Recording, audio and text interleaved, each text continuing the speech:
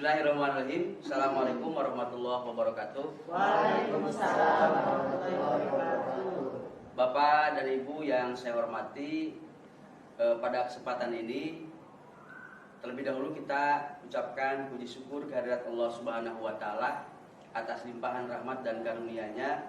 Pada pagi hari ini kita bisa berkumpul dalam rangka kegiatan pengimbasan program Guru Penggerak. Kemudian saya ucapkan kepada Bapak dan Ibu yang telah hadir pada kesempatan ini mengikuti program pengimbasan ini. Bapak dan Ibu, selama saya mengikuti pendidikan Guru Penggerak, saya sudah mempelajari 4 modul. Yang pertama adalah filosofi Ki Hajar Dewantara. Yang kedua adalah nilai dan peran Guru Penggerak. Kemudian yang ketiga visi Guru Penggerak. Dan yang keempat adalah budaya positif di sekolah. Nah, ini yang kita akan melakukan pengimbasan itu adalah tentang budaya positif di sekolah. Nah, awal daripada budaya positif di sekolah adalah sejalan dengan pemikiran Ki Hajar Dewantara yang mengemukakan bahwa pendidikan memberikan tuntunan terhadap segala kekuatan kodrat yang dimiliki oleh anak agar ia mampu mencapai keselamatan dan kebahagiaan yang setinggi-tingginya baik sebagai seorang manusia maupun sebagai anggota masyarakat. Nah, menurut beliau juga bahwa pendidikan itu adalah tempat persembahyan benih-benih kebudayaan dalam masyarakat. Jadi kita sebagai seorang guru tugasnya adalah menuntun mereka, bukan menuntut. Menuntun mereka sesuai dengan kodrat alam dan kodrat zaman. Nah, kemudian dari filosofi Ki Hajar Dewantara, kita sebagai guru harus memberi ruang bagi semua peserta didik untuk belajar dan mendapatkan pendidikan yang semestinya. Nah, di sini juga saya belajar tentang bagaimana nilai-nilai seperti guru penggerak, ya, berpihak pada murid, mandiri, kemudian reflektif, kreatif, inovatif, dan kolaboratif. Sedangkan peran guru penggerak adalah menjadi pemimpin pembelajaran, menggerakkan komunitas praktisi, mendorong kolaborasi antar guru, menjadi coach bagi guru lain, dan mewujudkan kepemimpinan murid. Kemudian dari nilai dan peran guru penggerak, ya, di sini juga bahwa guru penggerak itu mempelajari tentang visi, ya, tentang visi seorang guru penggerak. Nah, di sini terdapat beberapa paradigma baru yang salah satunya adalah inquiry apresiatif. Nah, dikenal sebagai pendekatan manajemen perubahan yang kolaboratif dan berbasis kekuatan. Nah, di sini dapat diimplementasikan dengan tahapan bagja. Apa itu tahapan bagja? Di sini adalah buat pertanyaan. Kita misalnya mau buat ide seperti apa, bagaimana mewujudkan sekolah yang agamis misalnya. Kemudian ambil pelajaran. Nah, ambil pelajaran ini bisa juga kepada personal, bisa juga pada lembaga. Misalnya ambil pelajaran itu sekolah mana yang sudah menerapkan program tersebut. Kemudian gali mimpi, apa impian dari program kita itu. Nah, kemudian jabarkan rencana, apa saja yang harus kita rencanakan. Dan yang terakhir adalah atur eksekusi. Ini adalah pelaksanaan daripada keempat tahapan sebelumnya. Ya. Nah, tahapan bagja ini harus dilaksanakan secara utuh, tidak boleh terpisah, karena ini merupakan satu kesatuan yang tidak dapat dipisahkan. Maka dari tahapan bagja itu akan lahir pembiasaan-pembiasaan yang positif yang dikenal dengan budaya positif. Ya. Budaya positif di sekolah ini kita kenal, ya, Bapak Ibu, dengan budaya itu sesuatu yang berkaitan dengan asumsi nilai, norma, perilaku atau kebiasaan, ya, yang baik di sekolah. Nah, sedangkan yang berpengaruh terhadap budaya positif itu adalah iklim sekolah. Bagaimana suasana internal sekolah baik dari segi fisik maupun sosial yang kondusif, gitu ya. Dan alhamdulillah di sekolah kita iklim lingkungan sekolahnya itu sangat luar biasa. Nah, ini lingkungan positif di sekolah salah satunya dapat dikatakan dengan menerapkan disiplin sekolah. Disiplin sangat berkaitan erat dengan nilai-nilai kebajikan universal yang berlaku secara umum. Ya, terlepas dari adanya perbedaan bahasa, agama, adat istiadat, suku, bangsa, dan negara. Maka di sini kalau kita mau disambungkan adalah dengan profil pelajar Pancasila itu sudah mencakup semuanya, nilai-nilai universal sudah ada di sana. Tujuan di sini positif adalah menanamkan motivasi untuk menjadi orang, ya, yang mereka inginkan dan menghargai diri sendiri dengan nilai-nilai yang mereka percaya sehingga timbul motivasi intrinsik. Artinya timbulnya itu dari dalam, bukan dari luar. Ya. Ini ada beberapa pendapat. Pertama, disiplin menurut Diane. Nah, ini adalah membuat seseorang menggali potensinya menuju kepada sebuah tujuan mulia, sesuatu yang dihargai dan bermakna. Nah, dengan kata lain, bagaimana cara mengontrol diri dan menguasai diri untuk memilih tindakan yang mengacu pada nilai-nilai yang kita hargai agar tercapai tujuan mulia yang diinginkan. Nah, itu pendapat dari Diane. Kemudian terkait dengan motivasi, ini ada 5 kebutuhan dasar manusia. Ya, nah setiap manusia pasti memiliki yang namanya 5 kebutuhan dasar. Pertama adalah kebutuhan bertahan hidup. Ya, ini pasti manusia akan menuntut atau akan mempertahankan dirinya untuk bertahan hidup. Yang kedua, kasih sayang dan rasa diterima. Ya, gitu. Yang ketiga, penguasaan. Kemudian yang keempat adalah kebebasan, dan yang kelima adalah kesenangan. Ini adalah 5 dasar kebutuhan manusia. Kemudian yang selanjutnya ada 5 posisi kontrol guru. Ya, ada 5 posisi kontrol guru. Bagaimana seorang guru itu berperan sebagai penghukum. Kalau sebagai penghukum ini merasa bahwa seorang guru itu adalah bahwa semua tindakannya adalah benar dan apa yang dilakukan oleh siswa itu adalah salah, misalnya gitu ya. Ya itu. Kemudian yang selanjutnya,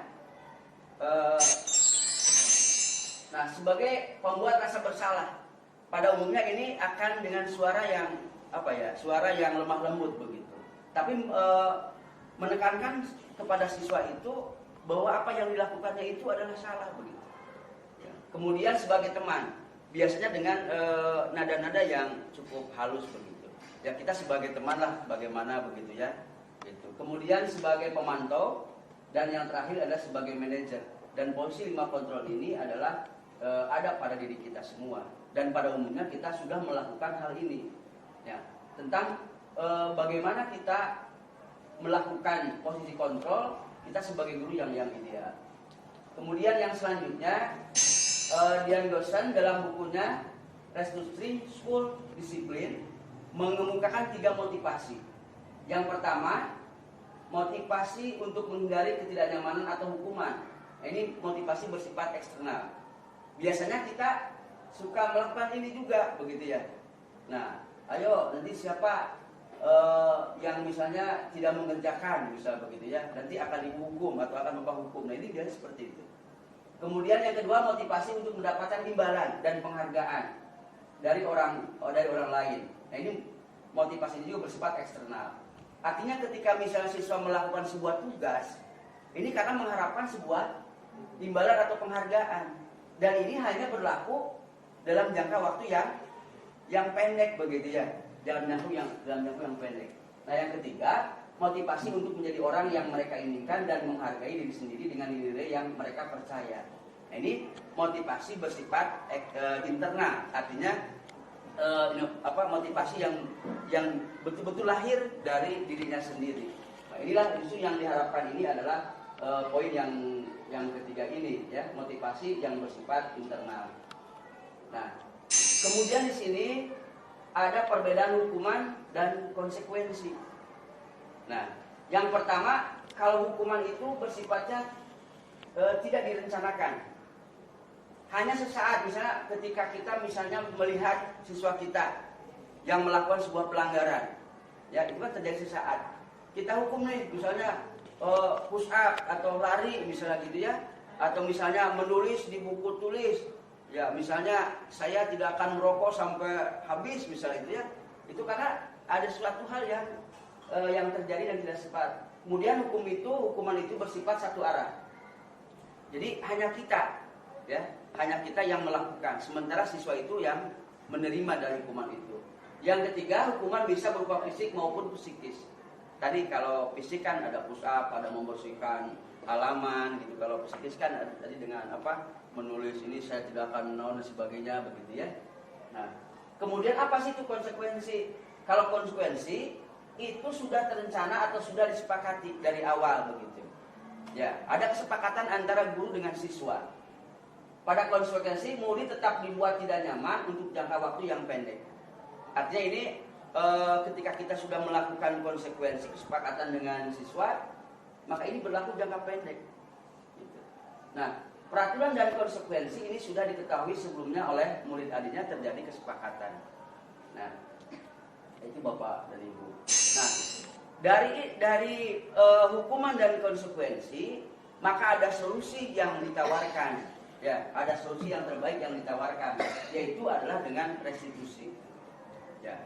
Nah, hukuman, konsekuensi ini berlaku untuk jangka pendek dan tetap murid atau siswa akan merasa tidak nyaman. Maka hadirlah di sini yang dinamakan dengan restitusi. Apa itu? Proses menciptakan kondisi bagi murid untuk memperbaiki kesalahan mereka sehingga mereka bisa kembali pada kelompok mereka dengan karakter yang lebih kuat. Nah, restitusi juga merupakan proses kolaboratif yang mengajarkan murid untuk mencari solusi untuk masalah mereka dan membantu murid berpikir tentang orang seperti apa yang mereka inginkan dan bagaimana mereka harus memperlakukan orang lain.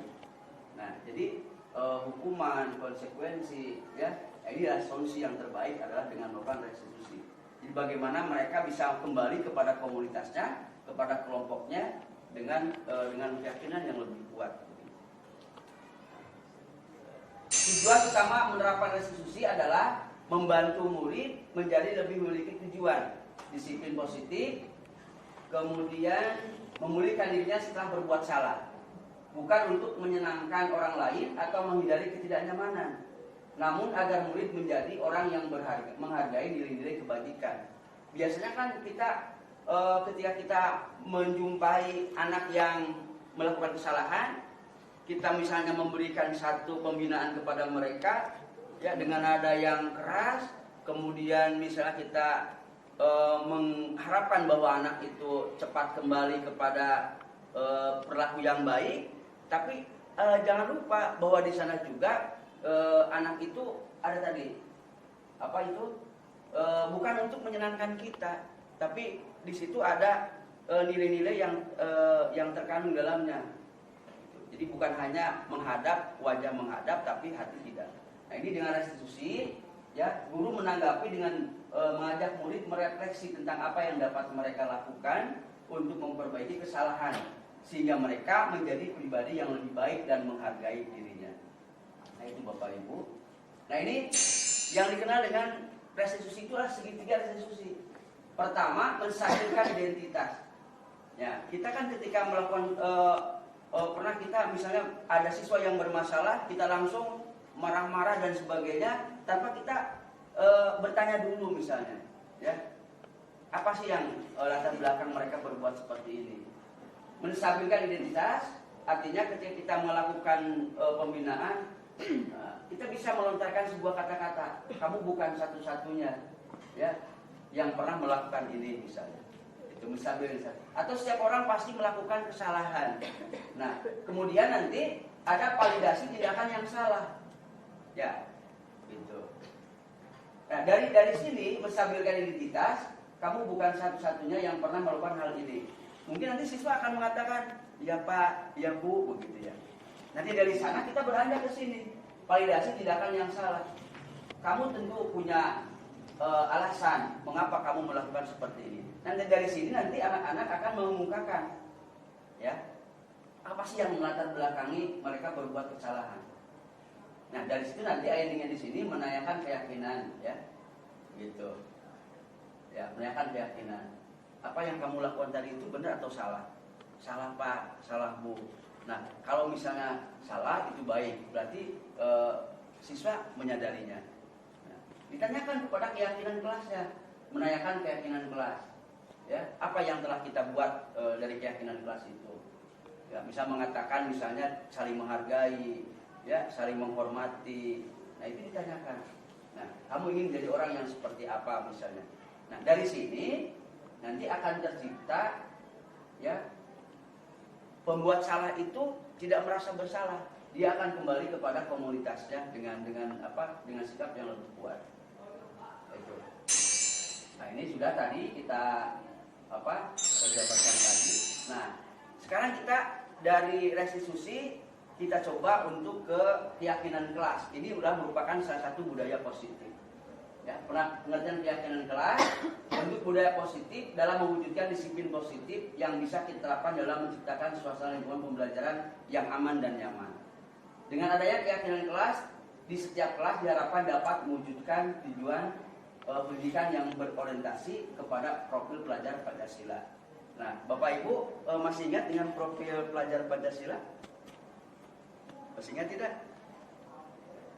Nah, inilah profil pelajar Pancasila, ya. Beriman bertakwa kepada Tuhan Yang Maha Esa dan berakhlak mulia, mandiri, benar kritis, berkebinekaan global, bergotong royong dan kreatif. Ya. Yang selanjutnya tahap penyusunan keyakinan kelas. Ini kita kan di sini ada sekolah kita ada 33 kelas. Ya, kalau semuanya membuat keyakinan kelas, ya, maka insya Allah budaya positif itu akan lebih bisa diterapkan, sehingga tujuan pembelajaran itu akan lebih tercapai. Ya, mewujudkan merdeka belajar sesuai dengan profil pelajar Pancasila. Yang pertama adalah melakukan curah pendapat tentang peraturan kelas. Nah, apa sih peraturan kelas itu? Ya, kenapa kok mesti ada keyakinan kelas? Mengapa sih harus ada kesepakatan kelas? Kalau peraturan itu biasanya adalah terjadi satu arah. Ya, kita sebagai guru atau lembaga kita. Kalau peraturan itu, jadi anak mau tidak mau itu harus mengikuti peraturan kelas, ya, gitu. Nah, sekarang kita rubah dari peraturan kelas, ya, bagaimana menjadi keyakinan kelas, ya, atau kesepakatan kelas, ya begitu. Nah itu ya. Nah, kemudian 2, mencatat masukan murid di kertas papan tulis hasil curah pendapat semua murid dapat membacanya. Nah, ini misalnya membuat membuat di karton, kemudian anak menulis di buku tulis, nanti ditempelkan. Dan itu yang terbaik adalah ditempel di kelasnya, agar nanti setiap siswa itu dapat memahami, dapat melaksanakan tanpa mereka lupa kalau ditempel itu. Jadi nanti hubungan kelanjutannya dengan pembelajaran berdiferensiasi. Jadi nanti yang ditempel di ruangan itu bukan hanya hasil-hasil yang sudah jadi, ya, tapi harus karya anak begitu ya yang ditempel itu. Nah, kemudian menyusun keyakinan kelas menggunakan kalimat positif. Ya, jadi kalimat yang baik misalnya. Nah, dihindari hal-hal yang dianggap kurang baik, misalnya kalimatnya biar lambat asal selamat. Nah, nanti itu kan kalimat yang kurang baik. Tujuannya betul selamat, ya, tapi lambatnya itulah yang tidak baik, ya. Jadi dengan kalimat yang positif. Meninjau kembali daftar curah pendapat yang telah dicatat. Meninjau kembali keyakinan kelas secara bersama-sama diusahakan hanya dari 3-7 prinsip atau keyakinan. Jadi kalau terlalu banyak nanti dikhawatirkan juga bahwa siswa itu sulit untuk menerapkannya. Ditinjau ulang, menyetujui dan ditandatangani oleh murid dan guru. Kalau kita ada guru mata pelajaran, ada wali kelas, juga boleh mengetahui kepala sekolah. Keyakinan kelas ditempel di dinding agar semua murid dapat melihatnya. Ya, jadi kalau misalnya ditempel di dinding, mudah-mudahan dari 32 siswa itu satu hari saja ada yang melihat, misalnya 10 orang, 11 orang dengan bergantian, itu akan melekat pada diri mereka. Kemudian yang selanjutnya Bapak dan Ibu,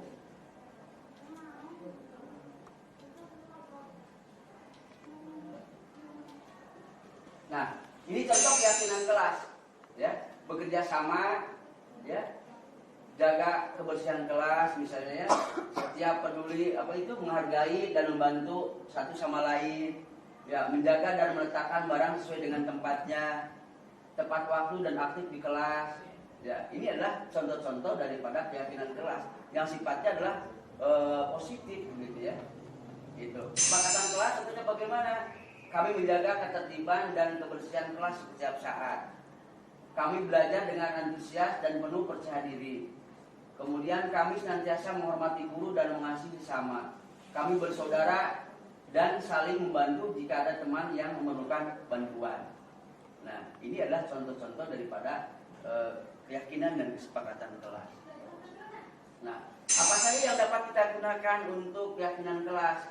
Ya, bisa saja kita saling menghormati dan bertutur kata sopan, masuk kelas tepat waktu, belajar dengan sungguh-sungguh, siap menyelesaikan tugas belajar tepat waktu, menjaga kebersihan kelas, selalu berpakaian rapi, menjaga ketertiban dan keamanan kelas, berdoa sebelum dan sesudah belajar, kemudian membaca surat pendek apa sebelum belajar. Nah, ini di kita dulu sudah bagus membaca ayat pendek hampir tiap kelas. Jadi kalau masuk itu kita serempak begitu membaca surat-surat pendek.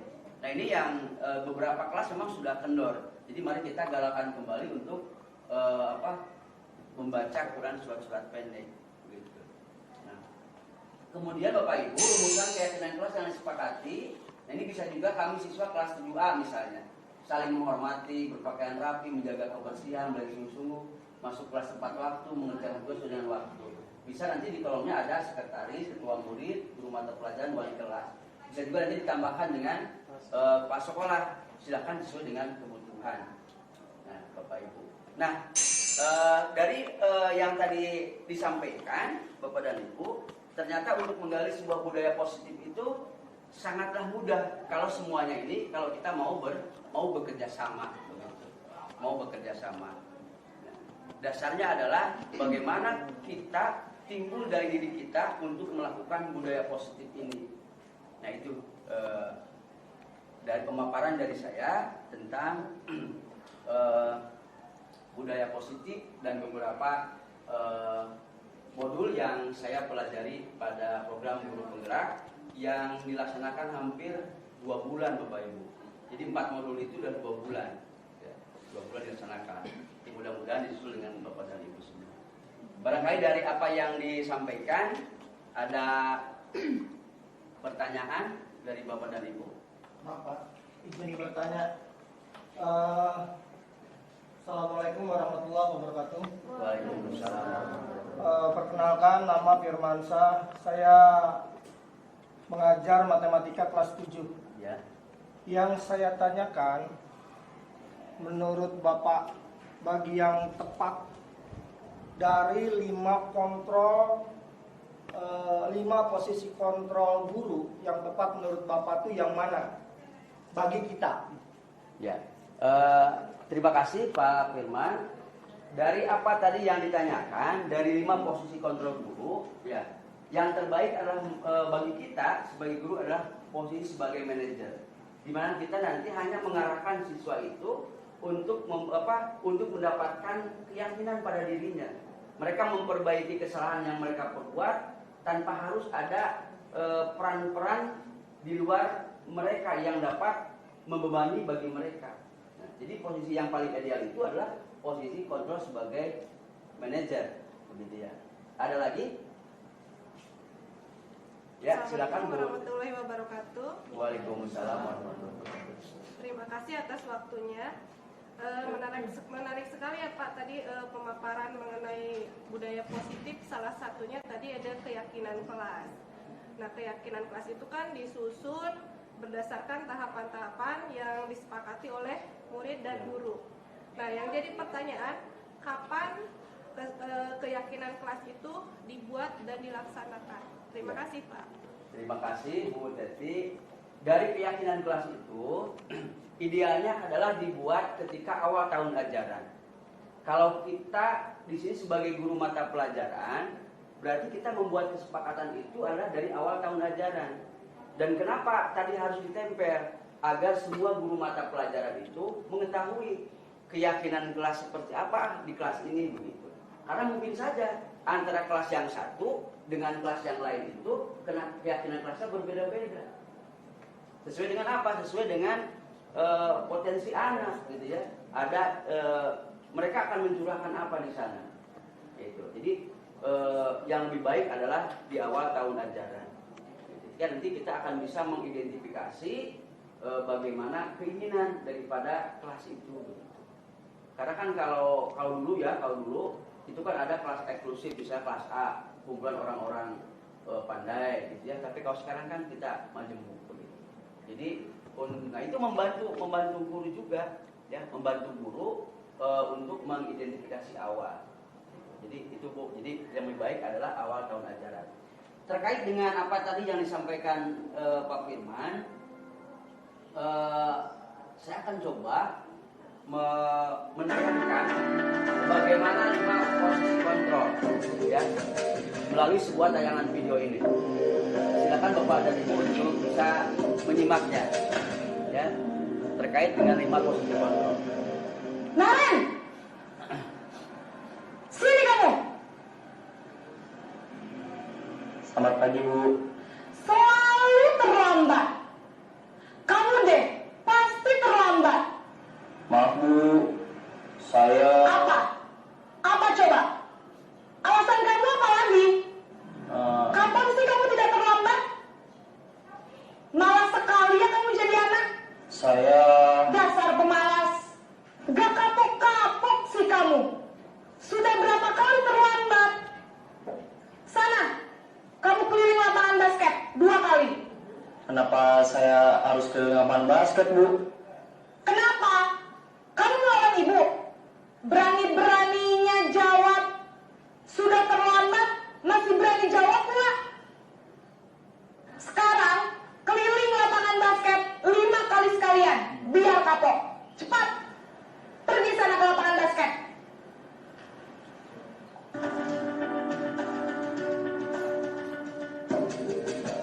Nah, yang tadi yang pertama ya adalah guru sebagai penghukum. Nah, yang kedua sekarang adalah guru sebagai pembuat merasa bersalah. Naren!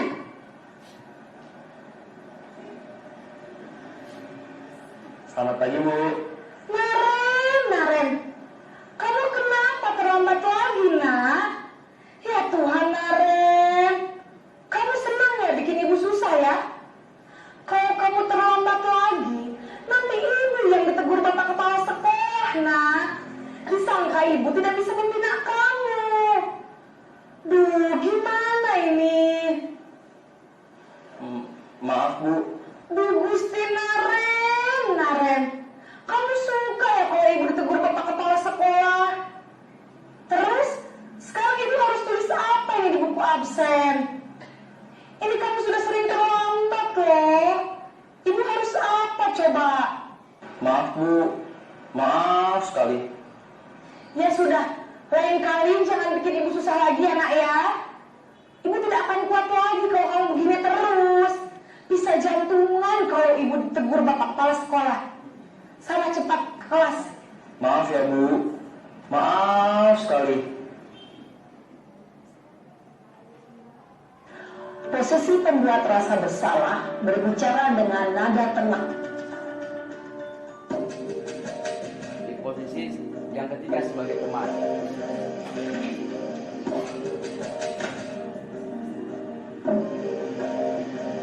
Naren,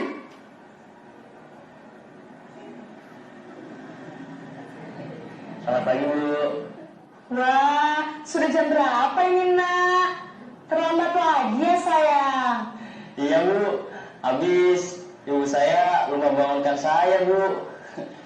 Kamu malah menyalahkan ibu kamu. Kamu bukannya anak yang larinya paling kencang. Kok terlambat sih? Iya Bu. Saya memang terlambat bangun tadi. Jadi biarpun saya lari kencang, tetap gak kekejar Bu. Ya sudah sana. Nanti lain kali larinya lebih kencang lagi ya. Biar gak terlambat lagi. Bikin senang ibu. Demi ibu. Bisa kan? Bisa lah Bu. Ya sudah sana masuk kelas. Ibu beresin urusan absen kamu. Kamu ini ada-ada saja. Ini posisi sebagai pemantau ya atau monitor.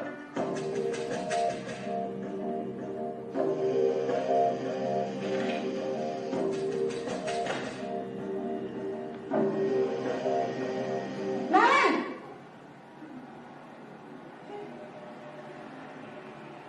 Selamat pagi Bu. Naren, apa peraturan kurikulum sekolah kita tentang jam berapa kita harus masuk sekolah, nak? Kita harus di sekolah jam 7, Bu. Iya, betul. Sekarang sudah jam 7.20. Naren sudah tahu konsekuensinya jika terlambat hadir. Paham, Bu. Saya harus tinggal kelas pas jam istirahat selama 20 menit. Iya, benar. Konsekuensinya demikian. Jadi nanti jam 9.30 pas istirahat, kamu harus tinggal di kelas, kerjakan tugas tambahan untuk ketertinggalan kamu, ya? Baik, Bu. Jadi yang terakhir ya, quality manager.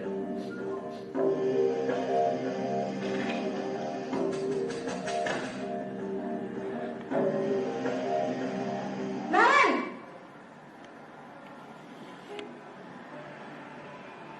Selamat pagi, Bu. Selamat pagi, Naren. Maaf, Bu. Saya terlambat. Iya, sekolah masuknya jam 7, sekarang sudah jam 7.20. Jadi sekarang bagaimana ini, Naren? Maaf, Bu. Saya lupa setel alarm saya semalam. Baiklah, menurut kamu, keyakinan sekolah yang mana yang perlu kamu tingkatkan? Menghargai diri sendiri dan orang lain mungkin ya, Bu. Setuju. Jadi, apakah Naren meyakini prinsip saling menghormati tersebut? Iya, Bu. Saya meyakininya. Apakah Naren bersedia memperbaiki masalah keterlambatan ini? Bersedia, Bu. Bagaimana kamu akan perbaiki masalah keterlambatan ini? Saya akan coba untuk tidak lupa menyetel alarm saya, Bu. Baik, kalau Naren lupa menyetel alarm di rumah, ada orang yang kira-kira bisa bantu mengingatkan tidak? Ada, Bu. Kakak saya, Kak Emma. Ada lagi selain Kak Emma? Selain Kak Emma, ada ibu saya. Baik, jadi yang mengingatkan Naren adalah Kak Emma dan ibu kamu ya? Kira-kira akan mulai setel alarm kapan nih, Naren? Setelah pulang sekolah, akan segera saya lakukan. Baik, jadi Naren akan setel alarm untuk bangun besok pagi dan akan diingatkan oleh kakak dan ibunda Naren ya. Ada lagi yang mungkin perlu dilakukan, Naren? Agar tidak terlambat bangun lagi. Tidak ada, Bu. Baik, Naren. Terima kasih untuk kerjasama kamu. Sekarang kamu perlu kembali ke kelas untuk belajar.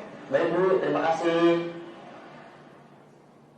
Nah, itu Bapak Ibu dari tayangan tadi ya, 5 posisi kontrol yang dilakukan oleh kita sebagai pengajar. Maka 5 posisi kontrol itu yang kelima adalah posisi sebagai manajer yang cocok buat kita.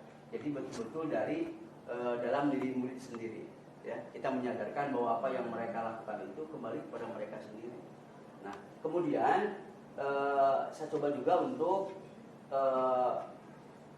bagaimana ketika menghadapi siswa yang bermasalah. Nah, ini Bapak dan Ibu, saya melakukan sebuah praktek revisi terhadap siswa yang bermasalah. Jadi saya mengambil contoh adalah 2 orang. Assalamualaikum warahmatullahi wabarakatuh. Saya Nana Rusmana SPDI, calon guru penggerak angkatan 6 dari SMP Negeri 2 Jatiwangi, Kabupaten Majalengka, Provinsi Jawa Barat. Pada kesempatan ini, saya akan menyampaikan demonstrasi kontekstual modul 1.4 budaya positif.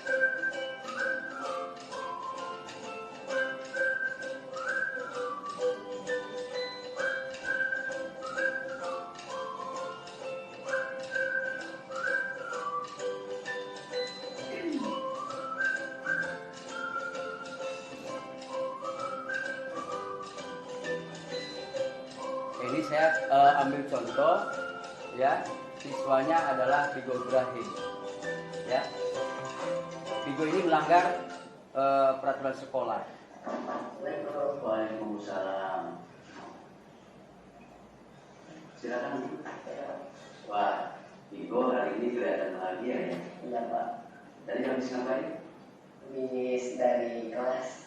Oh iya, Igo tahu kenapa dipanggil ke kantor. Iya saya tahu Pak. Apa itu? Saya jarang masuk kelas pada pelajaran matematika dan tidak mengerjakan tugas-tugasnya.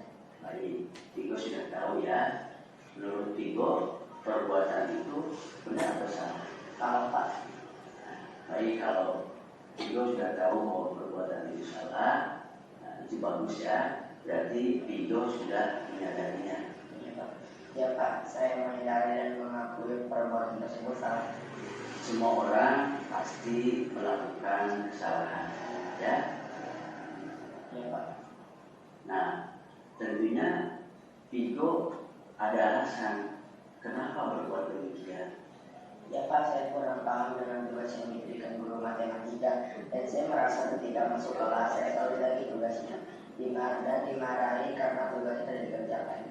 Jadi Bapak paham Vigo. Nah, waktu awal semester kemarin kita sudah membuat nilai keyakinan kelas dan sudah disepakati bersama, ya kan? Ya sudah Pak. Nah, coba sekarang nilai keyakinan kelas atau kesepakatan apa saja yang Vigo masih ingat? 1. Saling menghormati dan menghargai. 2. Disiplin bertanggung jawab. 3. Selalu semangat dalam belajar. 4. Bekerja sama dalam menjaga kebersihan kelas. Bagus sekali Vigo. Nah, kamu masih ingat dengan nilai keyakinan kelas yang telah kita sepakati bersama. Iya Pak. Tadi kamu sudah menyebutkan beberapa nilai keyakinan kelas. Di antaranya disiplin, bertanggung jawab, dan selalu semangat dalam belajar. Apakah Vigo sudah menjalankan keyakinan kelas tersebut? Saya belum menjalankannya Pak. Baik, kalau seperti itu. Lantas, apa yang akan Vigo lakukan untuk memperbaiki perbuatan tersebut? Saya akan berdoa kepada guru matematika dan meminta penjelasan tugas yang kurang saya pahami. Kemudian saya akan mengerjakan tugas-tugas yang telah diberikan. Bagus sekali Vigo, ya. Bapak bangga sama kamu, ya, jika kamu berpikiran seperti itu. Ya Pak, terima kasih. Mohon maaf dan mohon izin. Sekarang saya akan langsung pergi melatih guru matematika Pak. Sama-sama Vigo, silahkan, ya. Semoga semuanya berjalan dengan baik dan lancar. Tentunya sukses buat kamu ya. Terima kasih Pak. Assalamualaikum. Waalaikumsalam warahmatullahi Iya, Bapak dan Ibu sekalian, itu adalah tadi salah satu dari praktik segitiga restitusi yang mudah-mudahan dapat kita mencoba untuk diterapkan di sekolah kita.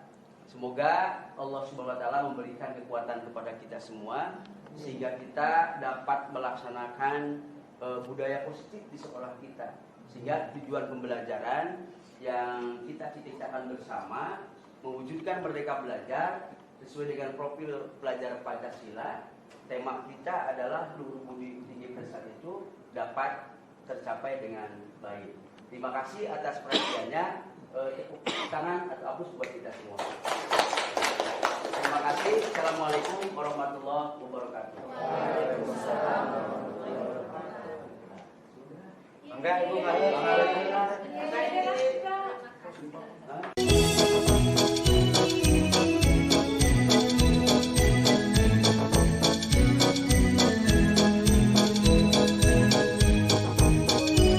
Assalamualaikum warahmatullahi wabarakatuh. Saya Eni Nuraini, salah satu pengajar di SMP 2 Jatiwangi. Mata pelajaran yang saya ambil adalah prakarya.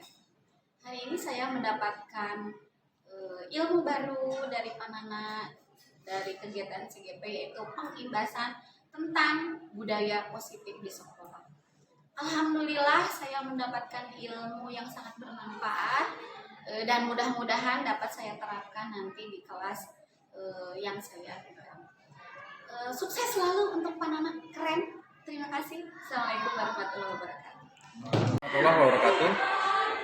Saya Muhammad Syarifudin, guru informatika di SMP Negeri 2 Jatiwangi. Setelah tadi saya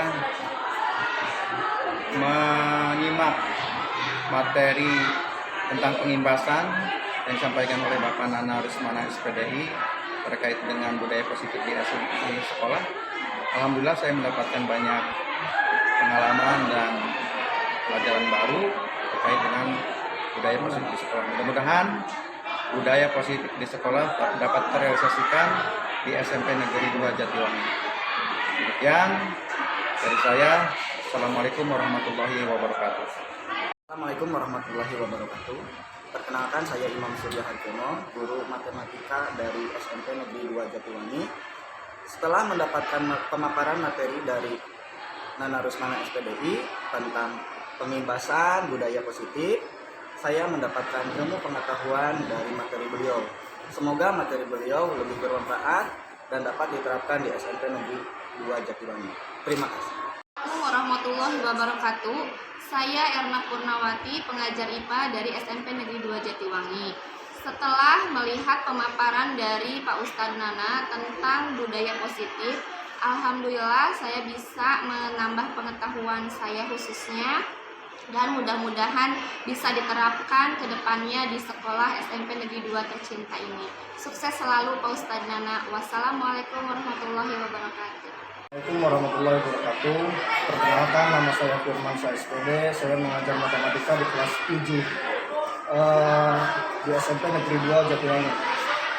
Setelah mengamati dan menyimak pembahasan dari Bapak Nana Rusmana SPDI, banyak manfaat yang diterima oleh saya dan teman-teman saya. Mudah-mudahan dapat diterapkan di SMP Negeri 2 Jatiwangi tercinta ini. Sukses selalu Pak Ustadz Nana Rusmana SPDI.